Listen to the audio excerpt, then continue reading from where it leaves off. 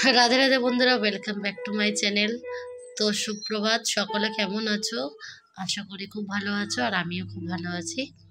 তো আজকে হচ্ছে সপ্তম দিবস ভাগবত পারায়ণের। দেখো, সকাল সকাল আমি কিন্তু গোপাল দর্শন করিয়ে দিই তোমাদেরকে, রান্নায় বসে চলে গেছি। আর কিন্তু বেশি কিছু তোমাদেরকে দেখালাম না। আর দেখো, আজকে মনটাও খুব খারাপ, কিন্তু যেহেতু আজকে শেষ হয়ে যাবে সব। তো আবার কবে হবে সেই দিনের ভরসা থাকতে হবে।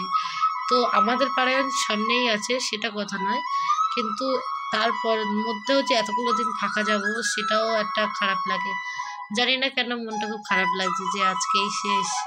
আবার কবে ঠাকুরজিকে সামনে থেকে দেখবো বা পাঠ শ্রবণ করতে পারবো। তো ঠাকুর করে যেন আমাদের বাংলায় এরকম পাঠ হতেই থাকে। তো জানি না কবে হবে। তো তোমাদের ওখানে যদি হয়, তোমরাও দেখতে যেও সবাই। তো দেখো, আজকে তাতে রান্না করে নিচ্ছে, আলু ভাজা করছি আর সয়াবিন করবো, আর বেশি কিছু করছি না। আর অন্য তো করাই হয়ে গেছে, মানে 1 ফুট দিয়ে রেখেছি, আর 1 ফুট দিলে হয়ে যাবে। আর এই দেখো, ক্যাপসিকাম আলু দিয়ে সয়াবিনের রসা করছি কিন্তু আজকে।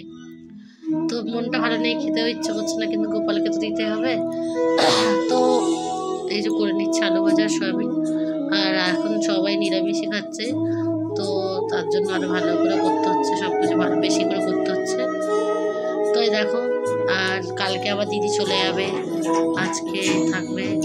তো মনটা ওর জন্যও খারাপ, দিদি ছেলেটাও চলে যাবে, দুষ্টুমি করে, ওকে দেখতে ভালো লাগে। ও চলে যাবে, ও না থাকলে আমার ভালো লাগে না। তো কিছু করার নেই, স্কুল পড়াশোনা সব তো আরম্ভ হয়ে যাবে, তাই চলে যেতেই হবে। তো কি করবো, আর একা একাই থাকতে হবে। তো দেখো, আর কিছু করার নেই, রান্না করছি এখন। তো রান্না হয়ে গেলে কিন্তু আমার স্নান তো সকালেই হয়ে যায়, তুমি তো জানোই। আর দিদিকে আমি স্নান করতে পাঠিয়ে দিয়েছি, আর ও স্নান করতে গেছে। তো আজকের 12টা সাড়ে 12টার মধ্যে ঘর থেকে বেরোবো। তো গোপালকে 12টার মধ্যে ভোগটা লাগিয়ে দেবো, তার জন্য তাড়াতাড়ি রান্নাটা করে নিচ্ছি। যেহেতু আজকে লাস্ট দিন, তো সবাই জানে সপ্তমী ডবল ফল, তো সকলে ডবল ফল নেওয়ার জন্য কিন্তু 7 দিনে প্রচণ্ড ভিড় হয়, আর প্রচুর জায়গা পাওয়া যায় না, আর প্রচুর লোক আসে। আর তো সামনে বসা তো যাবেই না, যাই না, তাও তাড়াতাড়ি যাওয়ার চেষ্টা করবো। তো সামনে তো ঠাকুরজির মুখটা দেখা যায়, যেন এরকম জায়গায় বসতে হয়, নাহলে পাঠ শুনতে ভালো লাগে না, তোমাদেরকে আগের দিনও বলছিলাম। তো কি করবো আর। তো দেখো, এই যে গোপালের ভোগ হয়ে গেছে, এবার গোপালের প্রসাদ নামিয়ে নিয়ে আমি কিন্তু সঙ্গে সঙ্গে পেয়ে নেবো।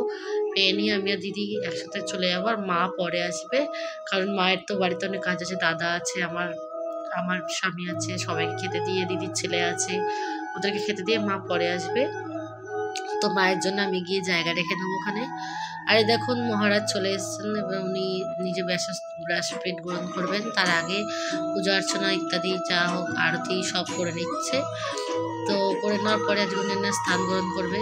তো আজকে সপ্তম দিন, তো আজকে সব ভাগবত এখানে বিশ্রাম থাকবে। তো ভাগবত তো শেষ হয় না, তাই ভাগবতকে বিশ্রাম দেওয়া হয়। তো এই দেখো, ঠাকুরজি ভজন করছিল প্রথমেই, তো তোমাদেরকে শোনাতাম।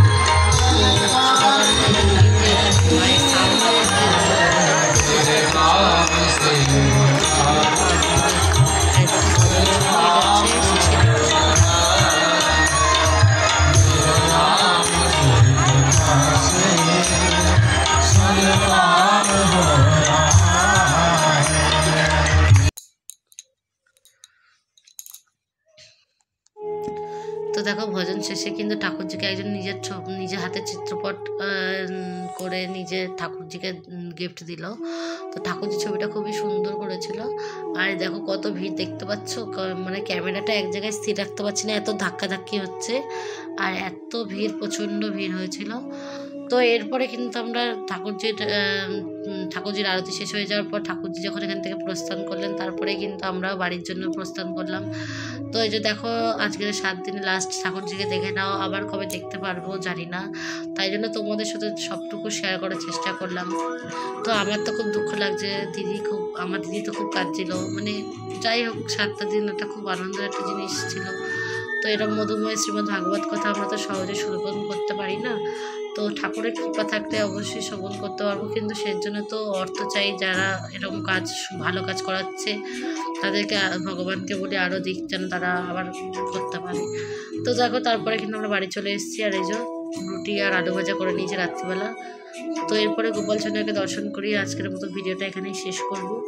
আর তোমাদের যদি আমার ভিডিওগুলো একটুও ভালো লেগে থাকে তাহলে অবশ্যই লাইক করো আর শেয়ার করো আর সাবস্ক্রাইব অবশ্যই করো। তো এই দেখো এরপরে গোপাল সোনা ভোগ দর্শন করো। তো সকলেই খুব ভালো থেকো। রাধে রাধে, শুভরাত্রি।